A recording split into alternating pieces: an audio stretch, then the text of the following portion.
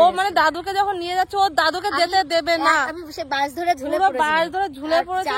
তো দাদু তোমাকে আমরা অনেক মিস করছি দাদু। তো দাদুর এরকম হঠাৎ করে চলে যাওয়াটা আমরা কেউই মেনে নিতে পারছি না মন থেকে, মানে আমাদের প্রচুর কষ্ট হচ্ছে। ও মা কান্না করবে না, একদম মন খারাপ করবে না। দাদু দেখছে না তোমার সবসময়।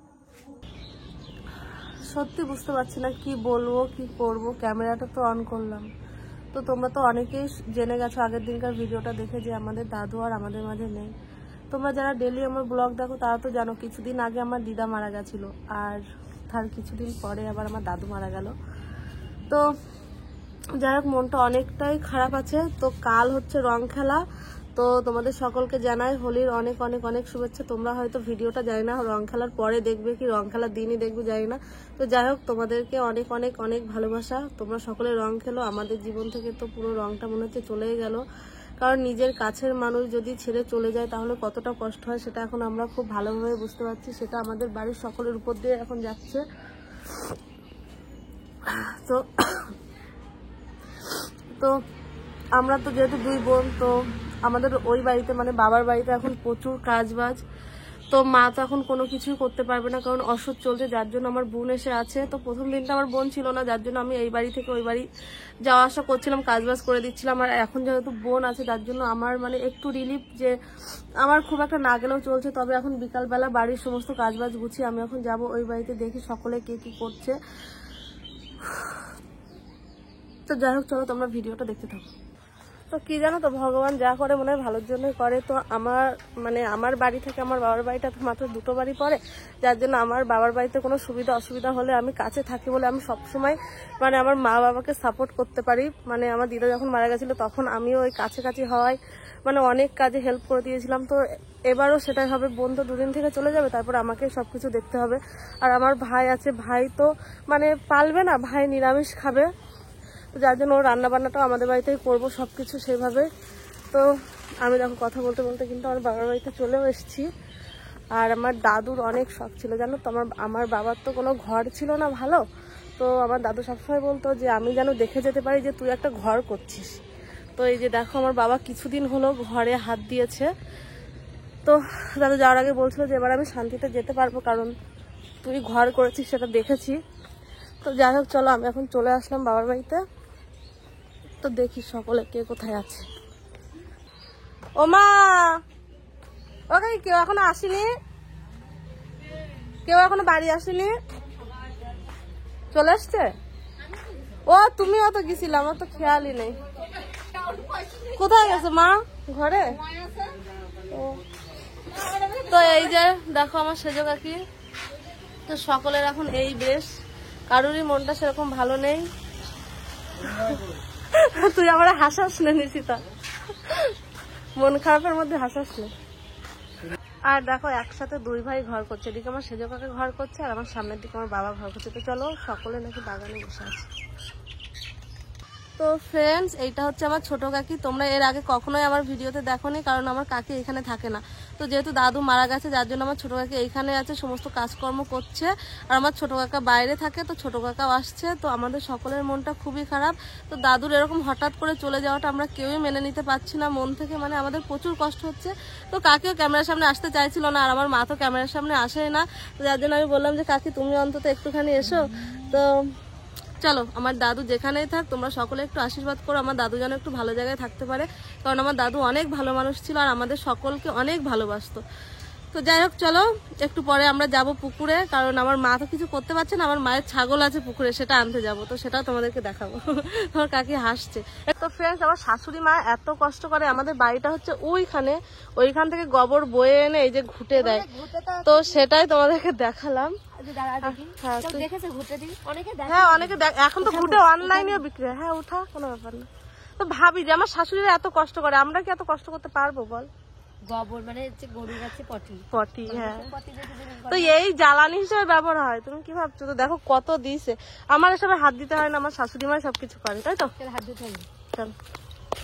তো ফ্রেন্ডস অনেকদিন পরে আমরা দাদুর জন্য পুকুরে আসলাম। আমরা 3 বোন এসেছি বলে আমার বোনের কাণ্ড দেখো, ও তো ক্যামেরার সামনে আসবে না, এইসবই করবে। দেখো মাথায় ফুল গুজে দিয়েছে। আচ্ছা তোমরা এই কথাটা মানে সত্যি কি বলবে? হ্যাঁ, অনেকে আমাকে বলছে কি যে আমরা যদি বেশি কান্নাকাটি করি তোর মাথা কেটে যাচ্ছে, আর আমরা যদি বেশি ভেঙে পড়ি তাহলে দাদু হচ্ছে বেশি কষ্ট পাবে, আর দাদু হচ্ছে ঠিকভাবে ভালো জায়গায় যেতে পারবে না, স্বর্গে যেতে পারবে না। তো এটা সত্যি কথাটা আমি জানি না, কিন্তু তোমরা একটু জানিও এটা কতটা সত্যি। তো সেই জন্য না আমরা মনে কষ্ট হলে আমরা কাঁদবো না, আমরা হাসবো। সবাই বলে কি নাতি নাতনিরা এমন হবে যে দাদুরে মানে দাদু যাওয়াতেও খুশি হবে, খুশি ভাবে বিদায় দিতে হবে দাদুর, এরকম দাদু ঠাম্মাকে রেখে গেছে। কিন্তু সত্যি কথা বলতে মিতালি যে এতটা কেঁদেছে সেই ভিডিওটা যদি করে আমি রাখতে পারতাম তাহলে তোমরা দেখতে পারতে।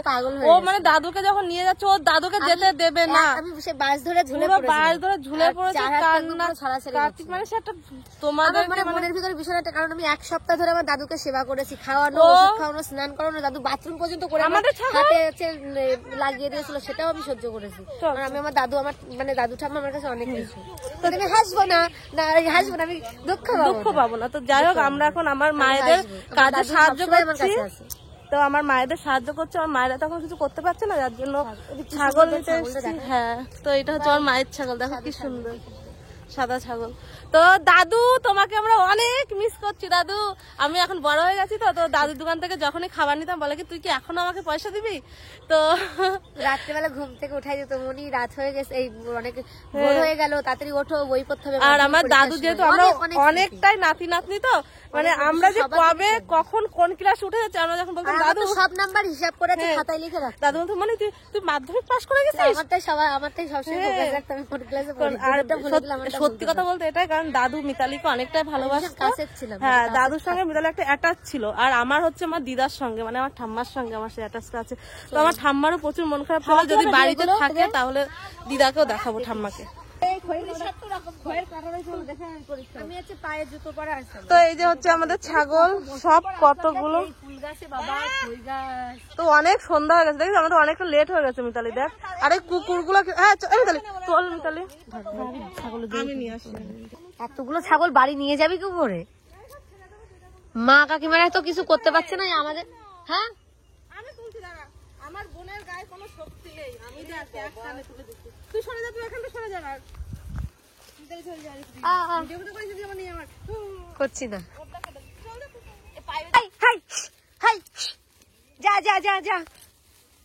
খাওয়া শেষ হয় না বলো, চলো তাড়াতাড়ি বাড়ি চলো। দেখো চেহারা, এর পেটে বাচ্চা। হ্যাঁ, ও প্রেগনেন্ট। আমাদের এতদিন চাইনি কিন্তু এবার হবো। দাদুর কানে কানে বলে রেখে দিয়েছি যে দাদু তোমার আসতেই হবে আমার কাছে। দাদুই আসবে তোর কাছে। আর তোর বাচ্চাকে বলো দাদু। বাড়ি বলেছে যে তোর বাচ্চারা দাদু বলবে, মেয়ে হলে দাদু বলবি, ছেলে হলে দাদু বলবি, কারণ দাদুর আত্মা আসবে। অবশ্যই, সত্যি মিতালি কাঁদতে কাঁদতে বলছিল যে দাদু তুমি আমার কাছে আসবে। দাদুর কানে কানে বলে দিয়েছিলাম অনেকবার বলেছি, আর এই ইচ্ছাটা পূরণ করবে, সেই জন্য আমি আরো বেশি শক্ত হয়েছি। আমি কাঁদবোই না, কারণ দাদু খুব তাড়াতাড়ি আসবে। অবশ্যই আমি নিয়ে আসবো এবার। আমিও ঠাকুরের কাছে প্রার্থনা করি। চল, আমাদের ছাগল লাইন দিয়ে যাচ্ছে আর আমরাও যাচ্ছি, চল। তো দেখো এখন সন্ধ্যা হয়ে গেছে, আর আমার শাশুড়ি মা আজকে বাড়িতে আসেনি, দোকানে আছে, যার জন্য আমি যে গরু ছাগল সব কিছু দেখো, গরুর চোখ দুটো কিরকম জ্বলছে। তো যাই হোক, মায়ের বাড়িতে কাজ বাজ গুছিয়ে এসে এই যে আমার বাড়ির সমস্ত কাজ গুছিয়ে নিলাম। তো চলো এখন আমি যাব হচ্ছে ঘরে গিয়ে সন্ধ্যা টন্ধ্যা সবকিছু দেব। সন্ধ্যা হয়ে গেছে, পর্দা থর্দা সব দিয়ে দিলাম, নাহলে ওই দিক দিয়ে। তো আমিও একেবারে বাইরে থেকে হাত মুখ ধুয়ে চলে আসলাম, যেহেতু সন্ধ্যা হয়ে গেছে, সন্ধ্যা দিতে হবে। আর এই যে আমাদের সেই বিখ্যাত সোফা, তো যেটাতে এখনো কাভার কেনা হয়নি, 2 বছর হয়ে গেছে মনে হয়, সোফাটার বয়স হয়ে গেছে 2 বছর না 1 বছর সেরকমই হবে। তো এত বাইরে গরম দেখো, ঘেমে গেছে, হাত মুখও ভালো করে ধুয়েছি, ঘেমেও গেছি। তো যাই হোক, সোফাটার উপরে আমি এখন একটা বিছনার চাদর দেবো, দিয়ে এটাকে ঢেকে রাখবো, না হলে আমার 2 রত্ন আছে তো অর্ক আর মাই, তো ওরা না হলে নোংরা করে ফেলবে। আর এদিকে দেখো বাবা সন্ধ্যাবেলাতে মায়ের বাড়িতে যাবে বলে এখানে আপেল আর আঙুর 2 রকম ফল কিনে রেখেছে, তো সন্ধ্যাবেলাতে মায়ের ওখানে নিয়ে যাবে। তো আমাদের ওই বাড়িতে তো সকলেই মানে ফলই খেয়ে থাকতে হয় এখন, যেহেতু অসুখ চলছে যার জন্য। তো আমি এই ব্যাপারগুলো খুব ভালো জানি না, নিয়ম কানুন, তো মায়েরাই করছে সেটাই। আর কিছুদিন আগে আমার মা, ও বাবা কি গরম, কিছুদিন আগে আমার দিদা যেহেতু মারা গেছিল, আমার মায়ের একটা পালনি ছিল, সেটা ছিল 3 দিনের, আর এটা হচ্ছে 13 দিনের। তো 13 দিন কিছু না, মানে শুধু মালসা করতে পারবে আর ফল এইসব মস্তে খেয়ে থাকতে পারবে, যতদূর আমি জানি। তো আমিও কিন্তু ভালো করে জানি না, যদি ভুল ত্রুটি হয় কিছু মনে করো না। তো চলো আমি এখন সন্ধ্যাটা তাড়াতাড়ি দিয়ে নিই।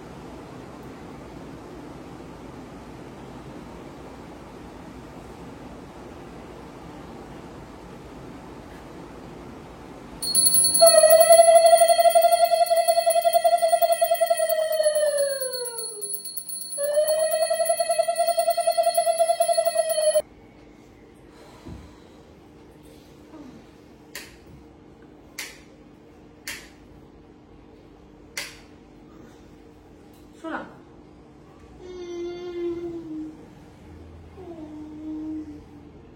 আলো চলো ওরকম করিস না বাবা।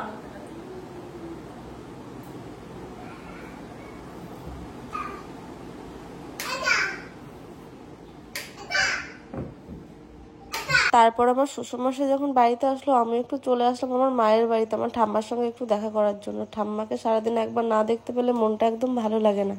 তো বিকালবেলা যখন এসেছিলাম তখন ঠাম্মাকে দেখতে পাইনি, তাই সন্ধ্যাবেলাতে আবার একবার আসলাম। মাই আর অর্ক তো বাবার কাছে আছে, আর আমি বাড়িতে গেলে বাবাও আসবে ফলগুলো দিতে।